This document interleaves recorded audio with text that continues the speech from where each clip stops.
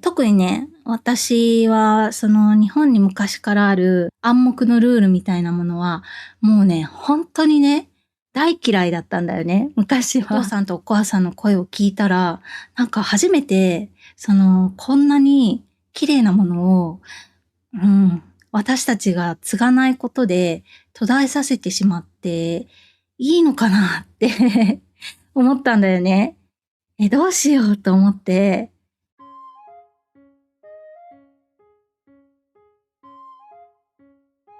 皆さん、こんにちは。ゆりずマインドカフェのゆりです。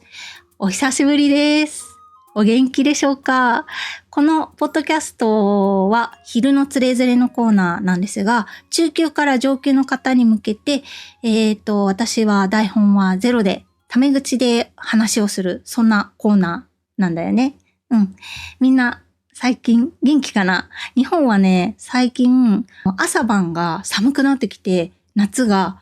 終わるなーっていう感じになってきてる。みんなの国はどうかな？まだ暑いかな？今日はさ、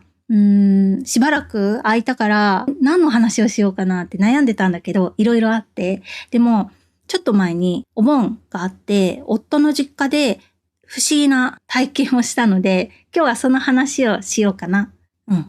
私はね、若い頃の日本の暗黙のルールとか、しがらみとか、そういうものが嫌いだったんだよね。そうじゃない時もあるけど、大体ね、基本的に嫌いというポジションを取ることが多かった。だけど、今回初めて、いや、これは残した方がいいんじゃないかなって思う出来事があったんだよね。その話をしようかなと思っております。はい。みんなはお盆は知ってるかな？知ってる人が多いかなと思うんだけど、お盆は、亡くなった家族とかご先祖様が帰ってくるんですよね。一時的に。この世に帰ってくる時期なんだよね。地域とかお家によってやり方は違うことが多いけど、ご先祖様が帰ってくるときは、迎え火って言って、火を焚いて、迎えて、最後また送り火っていうので、火を焚いて送るっていう感じなんだよね。で、今年は私はお盆の時期は夫の実家に帰ってた。そこで多分、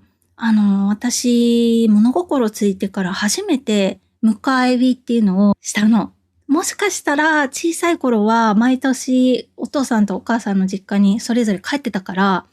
その時にもしかしたらしてたかもしれないけど、全然覚えてなくて、だから自分の記憶にある限りでは今回初めてやったって感じ。それで私の夫にはお姉さんが2人いるんですね。1人は結婚してて子供もいる。だからお盆の時期にみんなが帰ってくると大所帯になるんだよね。帰ってきたみんなと迎え火っていうのをしたんだけど、何をするかっていうと、私たちは手を合わせて正座して目をつぶってお迎えするだけなんだけど、夫のお父さんは金色の音が鳴る仏具をこうやってずっと鳴らしながら、お経か念仏かわからないけど、それを唱えるんだよね。で、お母さんはお父さんと一緒に念仏かお経を唱える。そんな感じ。で、金色のものは多分おりんっていう仏具かなって思うんだけど、それも私はわからない。で、それをこうやって鳴らしながら、お父さんとお母さんが紙とか本とかは何も見ずに覚えたものを一緒にね、唱えてたんだよね。それも結構すごいなって思ったんだけど、私が一番びっくりしたのは、その2人の声だったんだよね。私さ、今までお葬式とか、そういうところで念仏とかお経を聞くと、みんなはどう感じるかな？私ちょっと怖いんだよね。あんまり、穏やかな気持ちにはならない。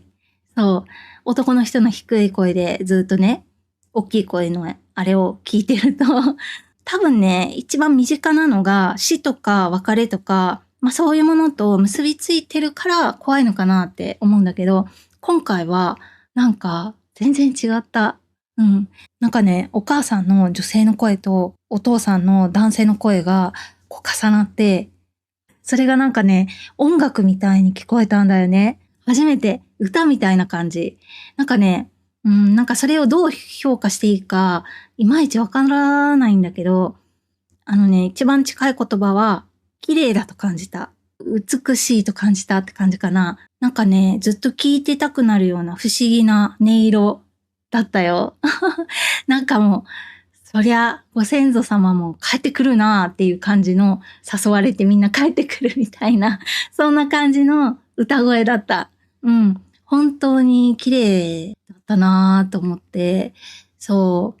ちなみにみんなは念仏の中身はどんなものか知ってるかな？結構ね、面白いことをあれは喋ってるんだよね。まあそれはまた別の機会に話そうかなと思うんだけど、話を戻して、そう、それで夫は長男なんだよね。日本の昔ながらの考えでいくと、私は長男の嫁と呼ばれるものになるんだよね。そう考えると、今、お父さんとお母さんがそうやってしていることを次に継ぐのは私たちなんだよね。なんか、あれを覚えて、私たちも二人で唱える時が来るのかしらと思って、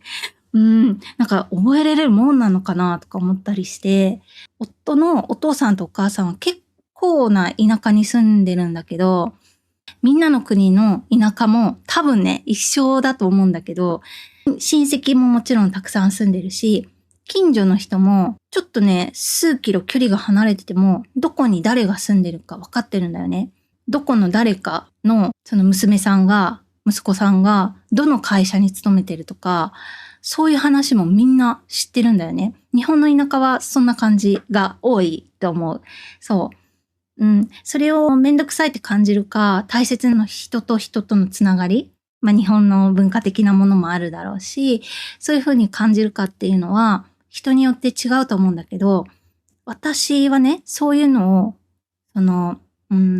しがらみっていうふうに表現してしまうタイプなんだよね。しがらみはあんまりいいニュアンスはないかな。そう。特にね、私はその日本に昔からある暗黙のルールみたいなものは、もうね、本当にね、大嫌いだったんだよね、昔は。どのぐらい嫌いだったかっていうと、私のその10代、20代って、本当にみんながなんとなく、普通こうするよね、普通こうだよねって言われてきたものに対しては、ほとんど全てのものに反抗してきた歴史がある。例えば、大学3年生ぐらいになると、みんな日本だと一斉に就活を始めるんだよね。でも私は、なんでまだ大学3年生で勉強もしてるのに、なんで今から就活しないといけないのって本気で思ってて、就活はしなかった。とか、あとね、大学の時の就活に限らず、就職するってなった時の、その就職の面接があるじゃん。そういう時、女性は黒いスーツで、その膝丈のスカートみたいなのが、暗黙のルールとして一応あるんだよね。それも、なんで女性はズボンじゃダメなのって思ってて、そう。私はね、すべての今までの面接はパンツスタイルで行ってる。そう。しかもさ、黒じゃなくて、グレーで行ってる。そう。ほんとね、小さなことまで丁寧に反抗していくスタイルなんだよね。そうそう。ね、もうなんか、言い出したらキリがないぐらいいろんな暗黙のルールってあるんだけど、そう。そんな感じで、私の10代、20代って、みんながそれを選んでも、自分がそれを嫌って思うなら、私はそれは選ばないですっていう感じで、反骨精神が強いというか、日本にいながら、日本の普通にはかなりね、もうずっと抵抗してきた摩擦まみれの時代だったんだよね。元気だったから。そう。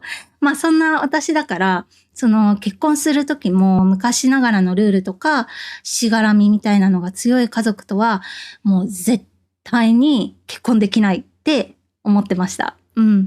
でも実際にその夫のお母さんとお父さんに会ってみたら、全然ね、そういう感じではなかったんだよね。むしろその親戚とか近所の人との付き合いも無理に継がなくていいよって言われてて、実際態度もずっとそんな感じ。もうめんどくさいからあなたたちは無理にしなくていいよって今のところにずっと言われてる。だからご先祖様を迎えたりとか送ったりすることについても、あなたたちが継ぎなさいねっていうのは言われたことがないんだよね。そういう流れがあって、でも今回実際にその迎え火っていうのを体験してみて、お父さんとお母さんの声を聞いたら、なんか初めてこんなに綺麗なものを、私たちが継がないことで途絶えさせてしまっていいのかなって思ったんだよね。どうしようと思って、怖いって感じた。なんでかっていうと、私たちがやらないことで、それを途絶えさせてしまうことも怖いし、今までそういう感情を持ったことがなかったから、それをどう扱っていいかも、今もあんまり分かってなくて、そんな感じかな。誰かにさ、継ぎなさいって言われてたら、多分私の性格だと、絶対嫌って言ってたと思うんだけど、何もさ、強制されずに、ただ体験したら、なんか、これって残した方がいいんじゃないかなって思ったんだよね。いやー、不思議だな。なんか、まさか自分にそんな気持ちが存在するって思ってなかったから。ただ、私たちがそれを継いだとしても、私たち今子供がいないんですよね。だから私たちが継いでもどちらにせよ私たちの代ではなくなってしまうのかなとか思ったりしてて、私はもともと子供を積極的に欲しいとは思ってないので、それについてはもう夫とね、結婚前から話し合って合意は取れてるんだけど、でもなんか、そのお盆の体験にね、結構心が揺さぶられてしまって、なんかこういうものを残すために今まで人って子供を産んでたのかなとか思って、そんなとこまで考えちゃったよ。もしかして昔の人たちの家を継いでいくっていう意思って、こういう気持ちから来てたのかなとかさ、いろいろ考えた。もちろんね、そんな一個のその出来事だけで、今もう子供を産むことを決めましたとか、考えが完全に変わったとか、そういう話では全然ないんだけど、今も答えは出てないし、考えてる途中なんだけどね。それぐらい、私にとってお盆の体験っていうのは、なんか特別で、これはなんか大切にしたいかもって思った。今までなんだろうね、自分の思うままにそういう面倒なこととか、面倒なルールとか、面倒なしがらみっていうのは、私は結構強い力で跳ねのけてきたけど、そういうものの中にも、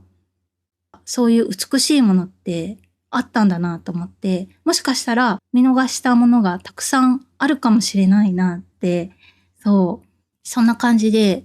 日本のその文化の、なんだろうね、美しいところかな、綺麗なところ、そういうものにこう触れて、自分のこのまま生きていくぞと思ってたその生き方は、本当にこのままでいいかなって、ちょっとね、考えるきっかけになったね。ちなみにこの話はまだ夫にはしてないんだよね。だから夫がこのポッドキャストを聞いたらちょっとねびっくりするかもしれないんだけど、